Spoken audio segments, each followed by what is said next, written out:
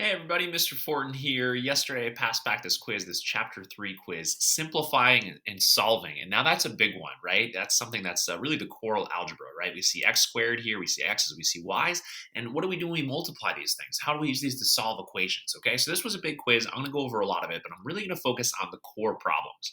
The core problems in this were actually the later problems, questions 7, 8, 9, and 10. Now, each of these were worth 2 points, not just 1 point like the front page, but they're worth 2 points because these are the ones where you're showing me I can actually do this stuff, right? I've been learning this stuff. I can actually do some of this. I can solve for y in an equation like this, for instance. So here we are. We're coming up near the end of Algebra 1A. We begin a new course next semester. We begin Algebra 1B. Okay, so maybe you're watching this video being like, I feel like I'm getting a lot of this, but maybe not everything. What are some of the things that I can maybe learn here that I know I kind of need to learn before the end of Algebra 1A by the end of the semester? So I'm going to go through this here, question 7, question 8, question 9, question 10, and learning is always a work in progress. So as long as you're watching videos like these, as long as you're practicing and making improvements, you're going to get there. You're definitely going to get there here. Okay. One thing that I want to mention here too, one big thing was that you could use a toolkit for this one. This was kind of open note. As long as you did your toolkit out and you prepared for the specific areas, you could use them on this quiz. And that was super helpful for these problems here, right? For these problems here. So we had their toolkits. That one's right here. The whole bunch of things that I said, we're going to be on the quiz here. Laws of exponents. We studied 5 of them. I'm hoping you all had written out the laws of exponents on top. Also, key problems to review, right? If teacher told me, hey, look at these problems here, I would have probably looked at them if I was a student. Combining like terms, distributive property. Oh yeah, solving equations using multiplication. That definitely came up on the quiz. Closed sets came up. Solving absolute value equations. So if you had studied this, you'd prepare this, you had a lot of really good notes. Okay. We're going to have retakes of this. I believe we're going to do this probably Wednesday afternoon after Thanksgiving break, Wednesday right after school at 2:25 p.m. in room 336. You're allowed to use these toolkits here. So definitely review these key problems, solving multivariable equations, for instance. That was definitely on the quiz. Standard form to mx, y equals plus y form. Well, kind of. That was kind of on the quiz as well. So a lot of these things on the toolkits that you were preparing for, you were assessed on that. Okay, you were assessed on that here. All right. So without further ado, I'm going to go through questions 7, 8, 9, and 10 right now. And when you take the quiz again, the questions 7, 8, 9, and 10 are going to be very similar. Okay, going to be very similar. So if you check it out here, this is the retake right here. And I've just blotted out some stuff here because I don't want to give you the same exact quiz, right? You got to be able to show me that you know how to do these problems now. Okay, so you're going to have the same types of questions, but the reason why this is in purple right here is because I don't want you to know exactly what the questions are, exactly what the problems are, and just like come in and just like write down the answers. Okay, so you're going to have very similar problems here. Look, this is 5x squared. I think on the quiz that you took, it was 4x squared. So the questions have changed just slightly. Okay, so you're watching this video because you want to learn and you want to get a little better at some of the questions that are on the quiz. And you're going to be able to show me come Wednesday after Thanksgiving that, yeah, you're getting pretty good at these questions now, and you can get credit for them and you can raise your grade. Okay, so let's go ahead and let's get into it here. I'm going to go over questions 7, 8, 9, and 10 on the chapter 3 quiz right now. Let's get into it. Question number 7 here. Using your knowledge of exponents, rewrite each expression below so that there are no negative exponents or parentheses remaining. So question 7 on our quiz. All right, question 7 on our quiz. It's the same thing as you had over here. Okay, there it is right here. This is what I'm doing. So what I have down there is question 7. This one had to do with laws of exponents here. So just to remind you of the laws of exponents here, not everybody had them written down on their toolkits here, but I said there are 5 of them. What are the 5 we've studied? Well, we know if we have expressions with the same base, okay, we have the same base here of x, the trick is you just add the exponents if they're multiplied together like that, right? If we're multiplying exponential expressions with the same base, we just add the exponents together. X to the m plus n, right? If our 2 exponents are m and n, and we're just multiplying 2 bases together, that's what it would be. Okay, that was one of our laws. Our other one of the laws was, well, what if we are dividing exponents? Okay, our division property of exponents here. What's the trick there? Well, we'd have n of these x's would cancel out from the m x's we have on top here, leaving x to the m minus n. So you just subtract. You just subtract the exponents here. There's law number 2, okay? Another law that's being assessed down here in questions like this is the grouping, right? Grouping down here for sure. If we're grouping things, so if we have x to the m power and we raise that to the n power, well, the rule is we don't take m and we don't take it to the n power. We just, we have that we have this x to the m, we have that n number of times. So that word times there should tell you the answer. This is going to be x to the m times n power, okay? So when raising a power to a power, you multiply the exponents here. Those are the first three rules here. I'm guessing many of you guys heard those from years past and in previous courses here. Some of the newer stuff that maybe you've known before, or maybe or more likely new for you this year, was, well, what if we had a number to the 0th power? What does that equal to? Well, that's crazy here. Something raised to the 0th power, so something times itself, well, 0 times. Well, that's weird. Well, anyways, what we proved in one of the lessons that we had there is that anything to the 0th power is equal to 1. So there is our fourth law, right? Anything to the 0th power is 1. Final law is what the heck a negative exponent does here. So x to the negative 1 power is usually how the laws kind of summarize for us here. X to the negative 1 power is a positive exponent is shorthand for repeated multiplication. A negative exponent is shorthand for repeated division. Okay, division there. So there is our fifth law of exponents. So it's well worth the minute or two it takes to copy these down onto your toolkit so that you can refer to them. You can look at them when you take a quiz, and you can use this in the quiz retake next Wednesday. So what I have here is this one. So you're working on a problem like this, and you're like, okay, so I'm dividing here, so I'm probably going to use this one potentially, right, where I'm dividing my exponential expressions. But wait a second, maybe we need to follow PEMDAS rules. Maybe we do this grouping thing. Well, here, this is a 0 exponent. This is a 0 exponent here. That's a little crazy. So maybe we process using this rule right here. So I can do 4x to the 18th power. Okay, and then this is 2x to the 22nd, and then I'm raising that to the 0th power. Well, here I would get 2 to the 0th power, and then x times 22 times by 0th power, right? If I'm doing this rule here, but the real core of the story is, well, what's my power going to be here? Well, 22 times 0 is 0, but I also know x to the 0th power equals what? Equals 1. So down here, right, because we have this 0 exponent right here, the denominator is just going to be equal to 1, right? Just going to be equal to 1, because anything to the 0th power equals 1, right? It's a rule that we memorized, but it's something that we proved earlier in the chapter when we did x to the m over x to the m. We proved that anything over itself has to equal 1. Also, x to the m over x to the m would be x to the m minus m, or x to the 0th power. Anything to the 0th power equals 1. And so that just leaves us our numerator. And there it is. Our numerator is our answer right there, 4x to the 18th. And we get our answer, we're good to go. Okay, this one here, we're just multiplying, looks like. We're going to use this process right here. It doesn't look like we have an exponent outside the parentheses. We're just multiplying all this. Remember, when we see parentheses, it just means multiply. Okay, so I can even drop the parentheses here, because if we just write letters next to one another in math, that just means the letters are multiplying to each other. So this is what I can do. I can make this s to the 4th, tu squared, s to the 7th, t to the negative 1. Okay, there's another property you may have learned about in the past before when it comes about multiplication. When you're multiplying things, right? When you're multiplying things, order doesn't matter, right? So think about an example with numbers here. 4 times 5 equals what? Well, it equals 20. What about 5 times 4? 5 times 4 equals 20. Well, so 4 times 5 equals 20, 5 times 4 equals 20.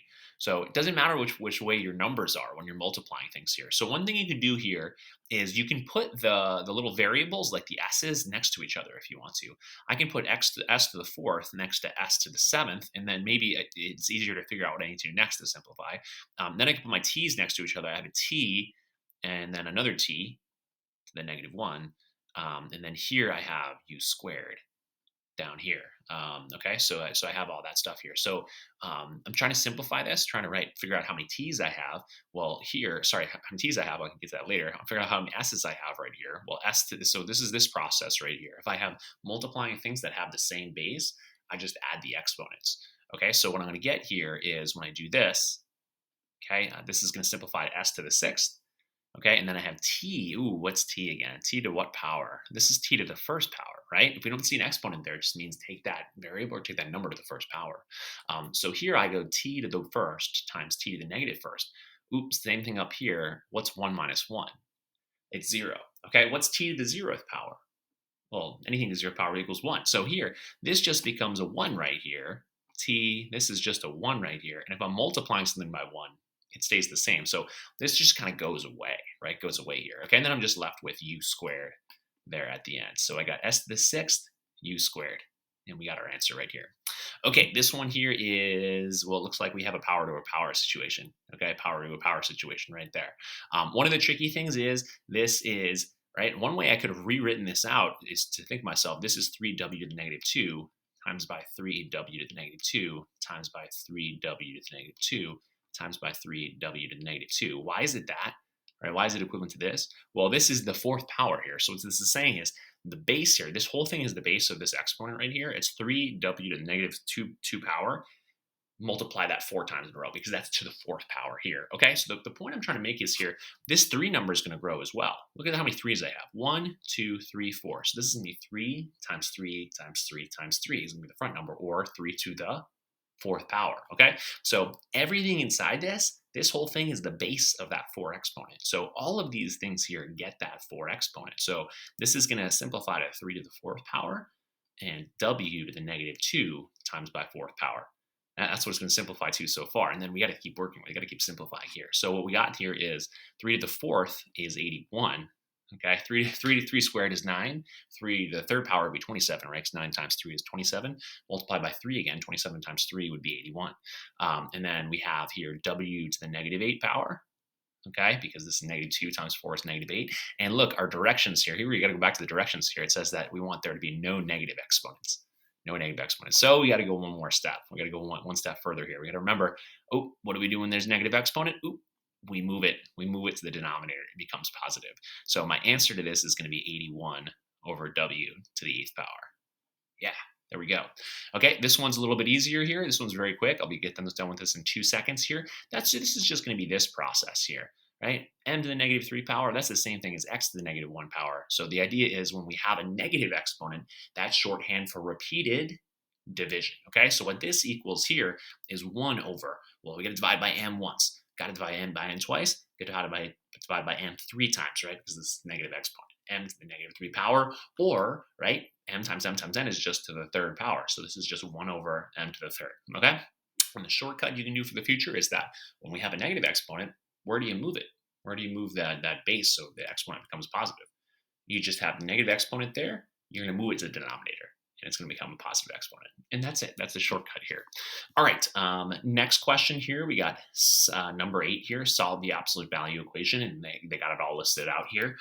These have come up in class quite a bit. Okay, so we're going to do this one in a second. I just want to show you here. I bolded this one here to check this one out. You got to check these bolded questions out. You got to study for your quizzes, right? Don't you? So, anyways, if I go to the book here, this is the teacher's edition, it's the answer key here. If I go to 399 right here, they actually show out an example. Okay, that's the reason why I bolded that one here. This is how we do these problems like this here. So let's just do this one as a quick example. You might want to put this on your toolkit if you're preparing to retake this one on Wednesday after Thanksgiving. So let me go ahead and write this one down real quick here. I got here 5 minus 2x equal to 19. Okay, and the idea with absolute value problems is that it's a number's distance from 0. Okay, so what I know about this statement right here, the absolute value of a number that is 5 minus 2x, its absolute value is 19, right? Its distance from 0 is 19. So what I know is that 5 minus 2x, that distance from 0 is 19. And what are the two numbers that have a distance of 0 from 0 on a number line, right, of 19? Well, either 19, right? That's 19 away from 0 on a number line, but also negative 19. Okay, so this is what I call unpacking the equations into 2 equations here. One's positive, one's negative. And then you just solve both of them here. Okay, what do I do to solve both of these here? Well, I'd subtract 5 from both sides. I'd get negative 2x equal to 19 minus 5. And that's 14, actually. I should just write 14 right there. And here I subtract 5 from both sides. I get negative 2x. And this is negative 19 minus 5, so that's negative 24. Okay? And then to solve this, I just divide both sides by negative 2. Or I think about this, well, they're both negative, so let's make them both positive. Divide by 2, x is 12. And here, 14 divided by negative 2 would be negative 7. X equals negative 7. And those are my 2 solutions. So I can double check my answers right because I can plug it on in. 5 minus 2 times negative 7. So 2 times negative 7 is, negative 7 times negative 2 would be positive 14 plus 5 brings me to 19. 12, 5 minus 2 times 12. So 2 times 12 is 24. But if I do 5 minus 24, that's negative 19. So yeah, my answers are correct here. All right, so let's go ahead and do this one as an example. Problem number 8. Okay, step 1, unpack. 3x minus 8, we know its absolute value, its distance from 0, is 14. So we know 3x minus 8 could represent 14. And what's the other thing? What's the other thing that 3x minus 8 could represent? Negative 14. That's right. 14 and 14 both have an absolute value of 14. They both have their distance from 0 on the number line as 14 here. Okay, go ahead and solve this one here. What am I doing? Well, this is an easier one to solve, I think, here. I'm going to add 8 to both sides. Okay, right? You always want to do your solving steps. Show each step. It's just a lot easier. Make many fewer mistakes, and you're going to learn things a lot faster here. 14 plus 8 is 22. 3x equals, well, negative 14 plus 8, well, that's negative 6. Okay, so I don't know. It's not going to slow down in that one here.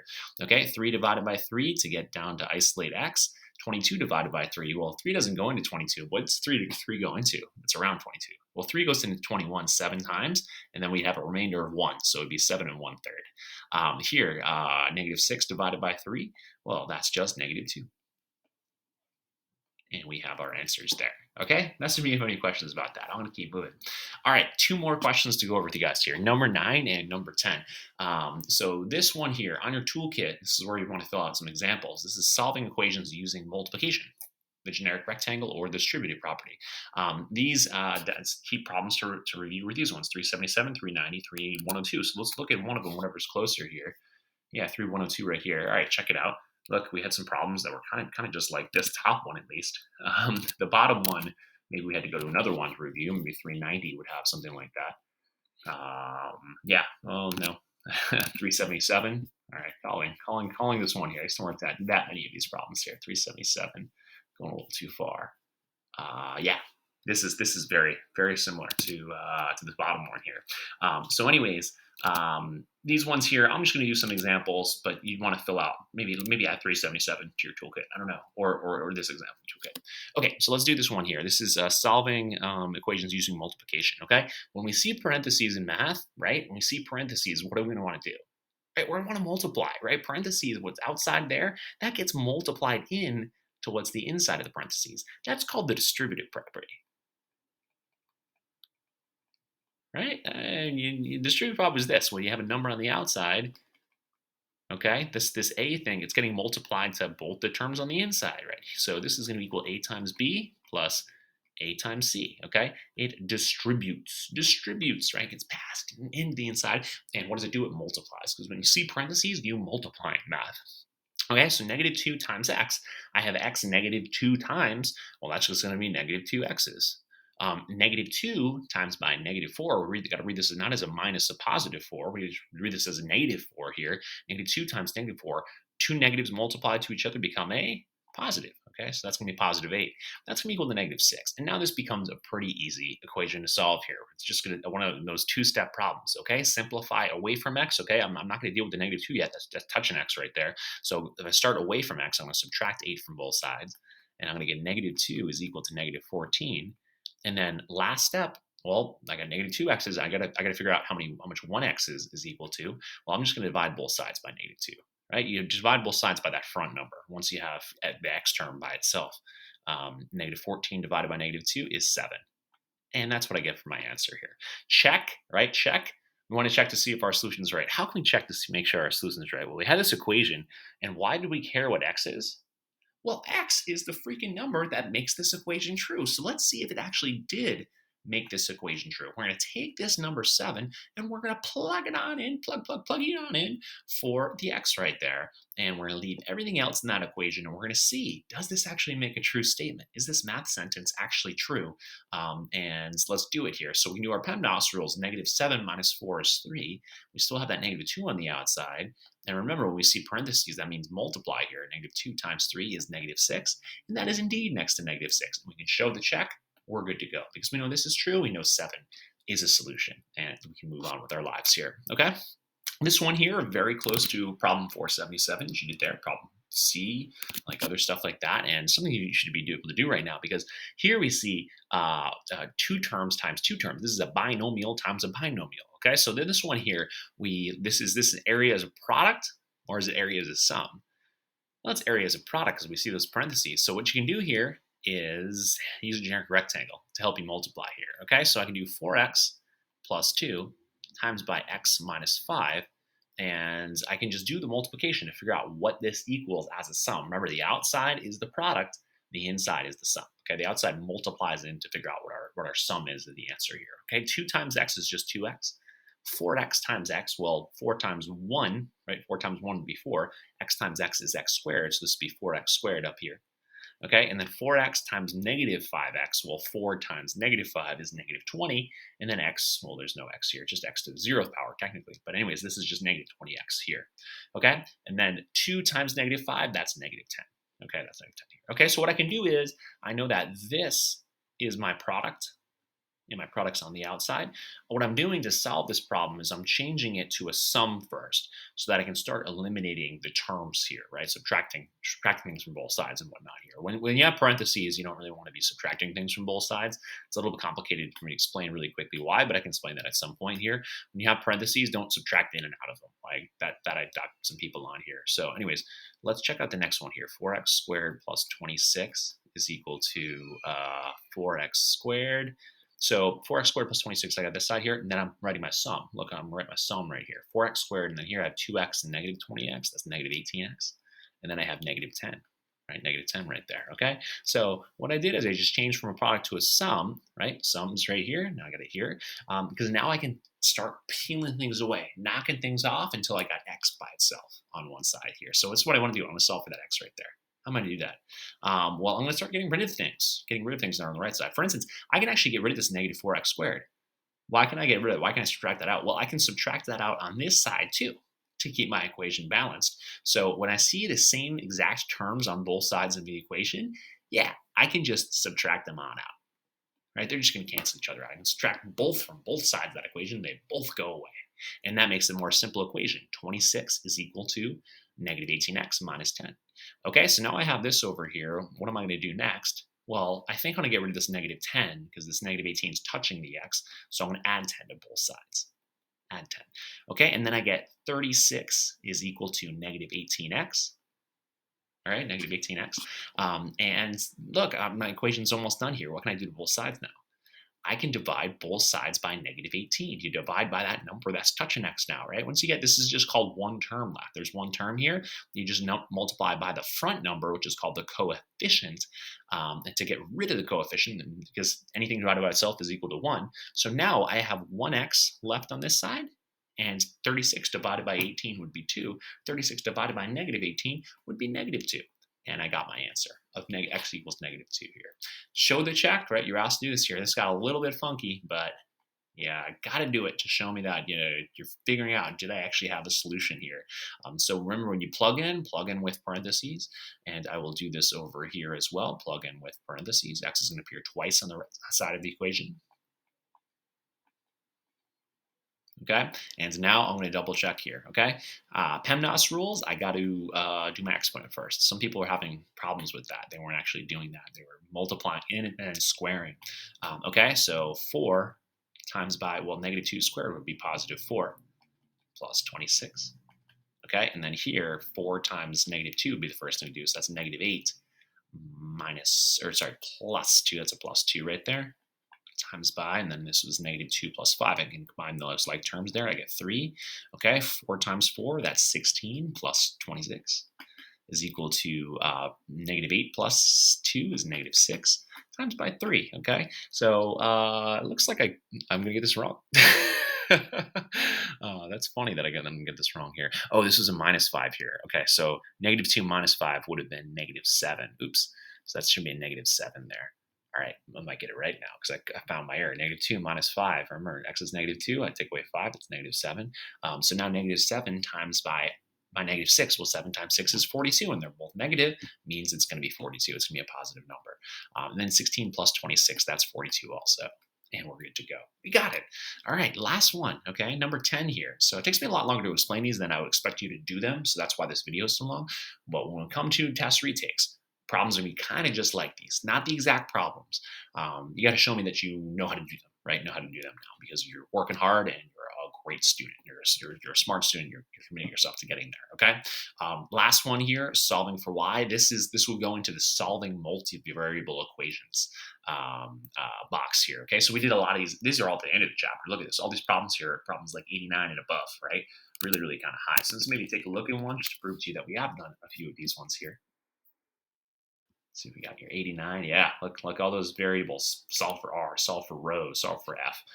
Here, solve for y, right? This one here, this very first one, 398. It's pretty much a lot, like very close to this one here. Okay, so anyways, maybe you look at your notes and things you've done in the past, and maybe you're putting them on the toolkit here.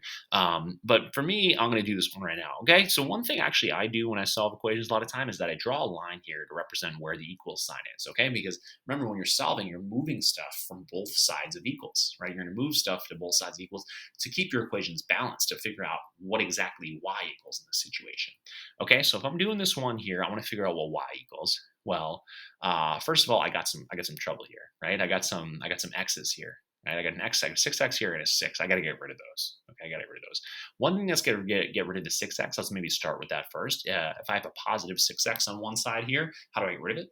Well, I just subtract. I just subtract that 6x. You solve by doing the opposite, right? Doing the opposite. So I want to take away 6x from the left side and take away 6x from the right side. Those ones cancel. And then I'm left with negative 3y plus 6. Bring everything else down. Bring it on down. And then this is going to equal negative 6x plus 18. Okay? And what do I have to do on these problems? Well, I have to freaking solve for y. That's what I'm doing again. Reminding yourself. Some people are just like, oh, what do I do in this problem? It doesn't tell me. Well, it does. It tells you to solve for y right here. Okay? If I want to get y here, I get the negative 3 touching y. Now, that's too close. I'm going to start further away from that. Okay? So it's a lot easier for me to get rid of this 6. I'll show you. Subtract 6 from both sides. That's it, right? That's it. It gets rid of the 6 here. Okay, and then I'm left with negative 3y, and that's equal to negative 6x. 18 minus 6 is 12. Okay, and now I can isolate y. What can I do to both sides to isolate y? Well, I got negative 3y's here. I just want to figure out what one positive y is equal to. Because if I can get y by itself, I've done my job. Well, I just divide both sides by negative 3. And there we have it, okay? Negative 6 divided by negative 3 is 2. And we're left with positive 2x's. And we're left with minus 4.